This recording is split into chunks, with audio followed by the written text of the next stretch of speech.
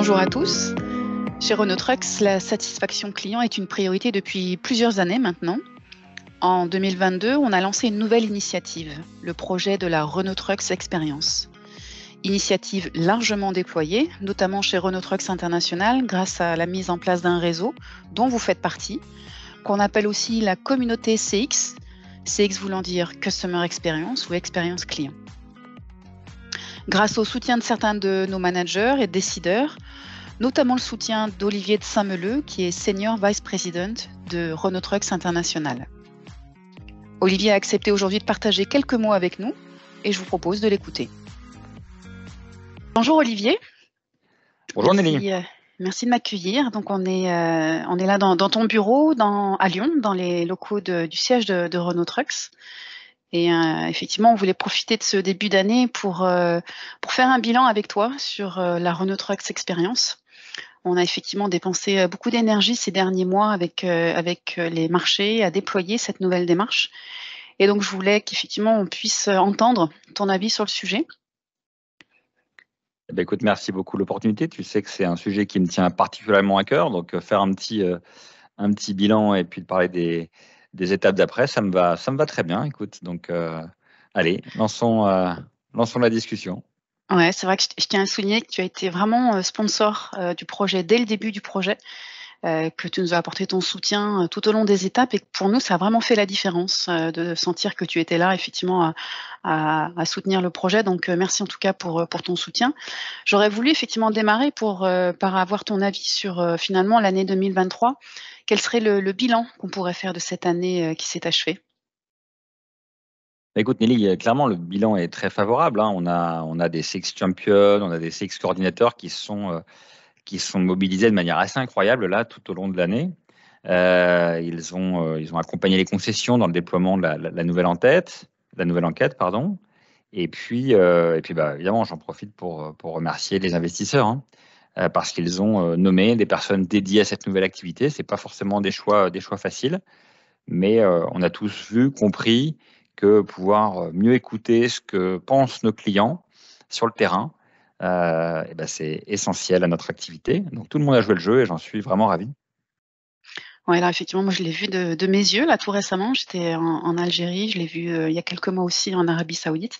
Effectivement, c'est une mobilisation de tous les acteurs à tous les niveaux d'organisation et de management.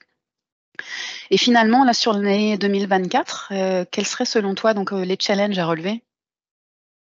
Ah bah écoute, on va continuer, hein, le travail qui est engagé. On va écouter nos clients, on va traiter leurs problèmes, on va aussi analyser leur feedback pour progresser, éviter que ça se renouvelle. Et puis ce que j'espère, c'est qu'on aura plus d'enquêtes. Alors, non pas que ce soit la quantité des enquêtes qui soit le premier critère, hein. Il est clair depuis le début que la qualité des enquêtes et la diversité des feedbacks, c'est vraiment ce qui nous concerne le plus. Mais je voudrais que l'ensemble des points de service, des concessions qui sont dans l'outil puissent en tirer le plus de profit. Et puis, faut continuer à rassurer les clients. Non seulement faire en sorte qu'ils acceptent de répondre, mais aussi qu'ils laissent leurs coordonnées. Parce que, évidemment, la réponse anonyme, c'est plus difficile d'en tirer des plans d'action. Et donc, j'espère qu'ils seront rassurés, nous donner leurs coordonnées pour qu'on puisse agir. Ça, c'est le deuxième point. Et puis, une fois qu'ils ont laissé leurs coordonnées, aussi un maximum de commentaires pour qu'on puisse vraiment tirer au maximum profit de tout leur retour. Qu'est-ce que je pourrais dire d'autre? C'est aussi diversifier, je pense. Les retours qu'on a aujourd'hui, je pense qu'on a beaucoup de chauffeurs qui nous répondent. Il faudra aussi des clients, des chefs de parc, et puis potentiellement des décideurs qui s'impliquent plus et qu'on ait plus de retours des décideurs pour comprendre vraiment, pour tous nos interlocuteurs, ce qui va et ce qui ne va pas. Donc voilà. Ouais, c'est vrai, on l'a vu aussi, on a un volume important sur l'expérience après-vente.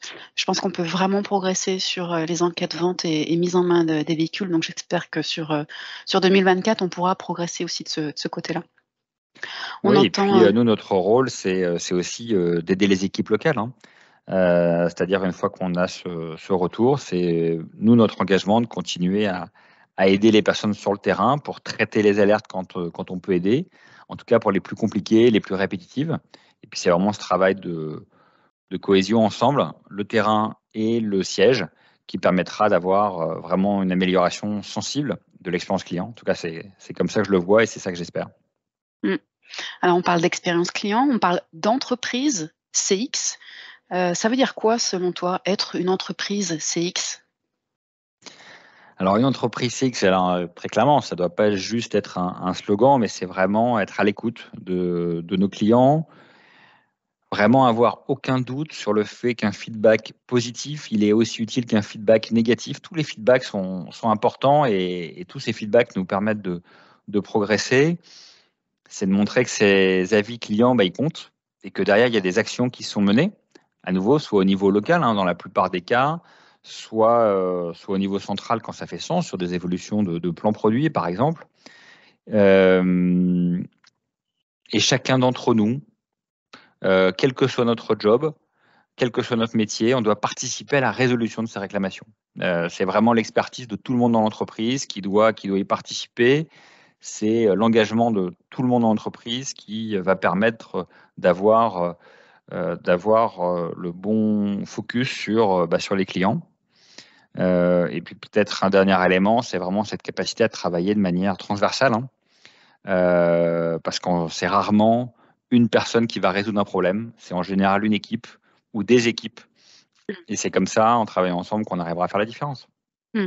Et finalement, ce que je constate, c'est que la mise en place de cette nouvelle enquête, c'est finalement qu'une étape de cette longue journée, si je peux dire ainsi. Effectivement, pour devenir une entreprise CX, c'est une solution, un process et une mobilisation des équipes. Et on a vu que localement, les équipes étaient fortement mobilisées, que ce n'était pas uniquement nos opérationnels et nos coordinateurs. Il y avait l'ensemble des métiers qui se sentaient effectivement impliqués dans la résolution des alertes. Ouais, et puis moi, ce que j'ai trouvé super, Nelly, tu vois, c'est que on a vu des exemples très concrets d'actions mises en place, soit localement, soit en centrale, grâce à ces retours clients. Je prends 2 exemples qui me viennent par la tête, mais la mise en place de caméras dans un atelier en Algérie, qui permet aux chauffeurs de suivre l'avancement des travaux sur leur véhicule. C'est grâce à la Turquie, on a eu des remontées massives au sujet du kit de chauffage autonome. Et là, nous, en centrale, ça nous a permis d'introduire un nouveau kit de chauffage autonome pour le marché turc. Donc ça, c'est des actions vraiment très concrètes qui nous permettent d'améliorer les choses localement avec, j'espère, un impact client significatif et puis améliorer leur satisfaction. Et puis, effectivement, pour revenir sur l'année 2024, je pense que on a constaté une forte mobilisation des équipes sur l'année qui vient de s'écouler, mais je tiens à dire qu'on va prévoir quelques petites surprises là, pour la communauté CX parce qu'on les sent effectivement extrêmement mobilisés et pour les encourager à continuer toute l'animation autour du Close the Loop.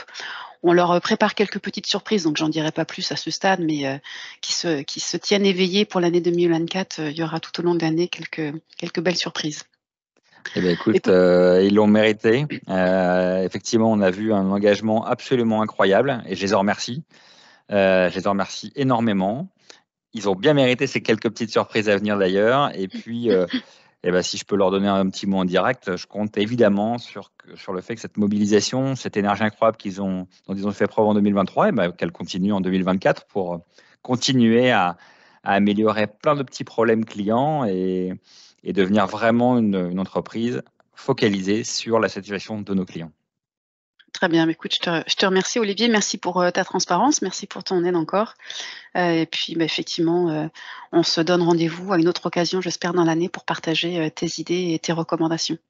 Écoute, avec plaisir. Et puis d'ici là, je passe tous mes voeux à toute l'équipe, tous les CX Champions, coordinateurs et chaque personne des équipes qui ont œuvré pour la satisfaction de nos clients. Je leur présente tous mes voeux pour 2024.